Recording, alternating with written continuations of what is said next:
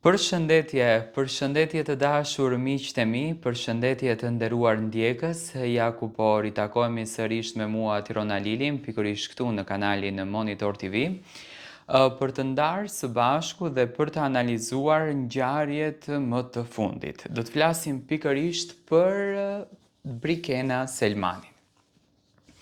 Brikena, pa marrë parasysh që po komentohet shumë, qëndrimi i saj rreth Mateos, natyra e saj me Mateon, është vajzë e ftohtë, nuk është Brikena afër siç ka qenë më përpara, ka patur analiza të ndryshme, sidomos bazuar në edicionin e mbrëmshëm që u mbajt në Top Arena, duke qartazi që Brikena dhe Mateo kanë qetësuar shpirtin e tyre dhe janë tashmë të lumtur.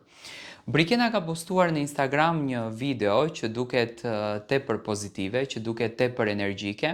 E bardha gjithmonë simbolizon dashurinë, e bardha gjithmonë simbolizon jetën, e bardha simbolizon universin. Unë të paktën kështu e besoj. Dhe pash një Briken me energji të fortë edhe një Briken e cila është gati për gjithçka në jetë. Do të thënë unë shoh pozitivitet në fytyrën e saj.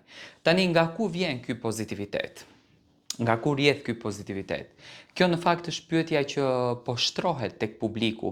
Çfarë e bën një njeriu të lumtur? Çfarë e bën një njeriu të jetë pozitiv? Çfarë e bën një njeriu që të ketë energji të mirë?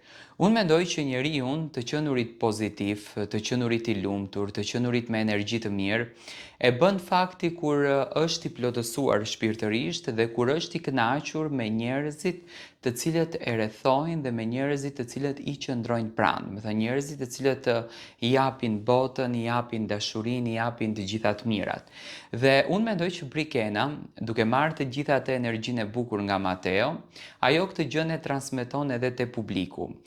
Brikena ka filluar që të jetë shumë aktive në rrjetin e saj social në Instagram, duke treguar edhe fustane, duke treguar edhe pamjen e saj.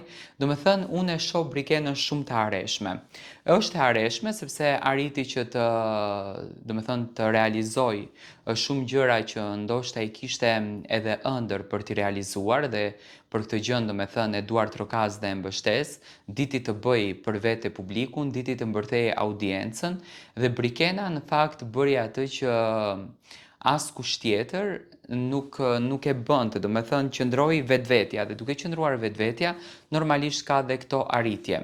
Brikena nuk është se poston shumë gjëra, do me thënë gjithmonë e ka këtë postimin në lidhje me pamjen, në lidhje me fustanin, në lidhje me lukun e saj, në lidhje me gjën e bukur që në fakt atë e karakterizon.